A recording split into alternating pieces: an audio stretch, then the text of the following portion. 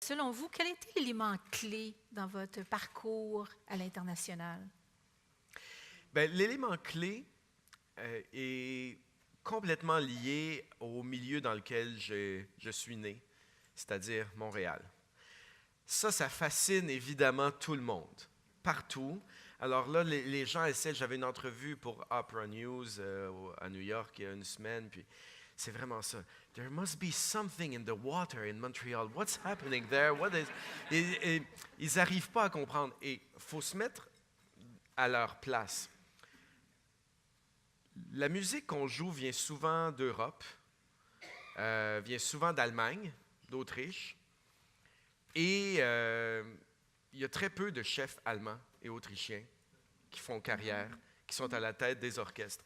Aux États-Unis, les postes clés, moi j'en ai deux, je suis bien chanceux, là, le Philadelphie puis le Met, bon, je suis plus que chanceux, j'en reviens toujours pas. Mais disons, il y a peut-être 6 ou 7 postes clés aux États-Unis dans la musique symphonique et opératique. Et là-dessus, il y a peut-être un Américain. Alors, je peux comprendre un peu la frustration. Non, laissons faire la frustration. Je peux comprendre à tout le moins le questionnement, la fascination. Pourquoi est-ce que dans une province si petite en population, ça a donné autant? Et bien ça, ce n'est pas une réponse différente en fait que je peux donner que celle que donnerait Robert Lepage ou Céline Dion ou Xavier Dolan ou n'importe qui, j'en passe. Et dans mon propre milieu, tous les chanteurs, tous les instrumentistes qui font carrière à travers le monde. Je pense que mon milieu montréalais est un milieu où la culture, non seulement, on le sait, est valorisée par nos gouvernements plus qu'ailleurs, mais j'avais déjà lu ça quelque part qui m'avait frappé. La dualité entre nos deux cultures anglophones-francophones à la base et notre identité à être multiculturelle aussi fait en sorte qu'il y a quelque chose dans l'eau. Dans l'eau, il y a quelque chose qu'on veut toujours. On veut toujours prouver à l'autre qu'on existe. Et c'est extrêmement positif. Et je pense que ça a permis que très tôt, quand j'ai voulu fonder, et là je vois ma première présidente de la Chapelle de Montréal, ici Sonia Gagnon, qui est assise ici, femme d'affaires exceptionnelle, et qui à l'époque, bon moi j'ai 20 ans, il faut se remettre dans le contexte, on a tous 20 ans, puis on fonde un ensemble, puis on décide que ça va marcher. Alors, n'importe où dans le monde, les gens nous mettraient des bâtons dans les roues. Alors, il n'y aurait pas d'aide du gouvernement, il n'y aurait pas d'aide, les salles ne voudraient rien nous prêter, les journaux ne couvriraient pas, il n'y a personne dans les gens d'affaires qui voudrait participer. Je ne suis même pas sûr qu'il y a des musiciens de 20 ans qui voudraient, parce qu'ils se demanderaient quand est-ce qu'ils seraient payés ou quelque chose comme ça.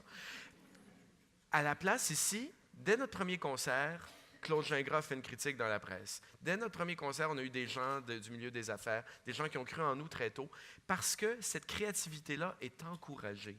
Et ce qui a fait, donc là, je reviens, je m'excuse, je vous ai dit, je répondais juste par oui et par non, je fais des très courtes réponses. Je me reprends parce que vous savez, les musiciens n'aiment pas ça quand un chef parle trop. Fait que quand je peux parler, je me reprends. Revenir, je fais le saut avec ce qui est internationalement, c'est que finalement, toutes mes années passées à être le directeur artistique à 18 ans du Chœur de Laval, du Chœur polyphonique de Montréal, déjà, c'était évaluer la programmation, être le manager des ressources humaines, savoir comment identifier le leadership quand on a 18 ans puis qu'on a des gens devant nous qui ont 60, 70 ans, il faut se poser des questions. Qu'est-ce qui va faire que ces gens-là vont me suivre? Pourquoi est-ce qu'ils me suivraient? Moi, si je serais à leur place, je ne me suivrais pas. Alors pourquoi? Et ça m'a aidé, ça m'a beaucoup donné de force à me forger au niveau de la personnalité, puis d'être un directeur musical, mais aussi musicalement. Après ça, à 25 ans, d'être à l'Orchestre métropolitain, j'étais dans le limelight localement, mais pas dans le limelight internationalement. Et ça m'a permis de faire toutes les symphonies de Brahms, les symphonies de Mahler, les symphonies de Bruckner, les opéras. Ce qui fait que quand j'ai commencé à être à l'international en 2005-2006, ça fait pas longtemps finalement, là. Au fond, ça fait 10-12 ans seulement.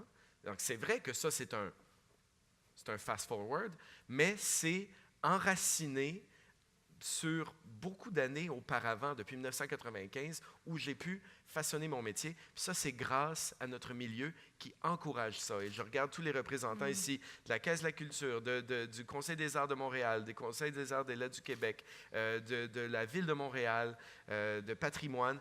Ça, c'est quelque chose qui est unique au Québec.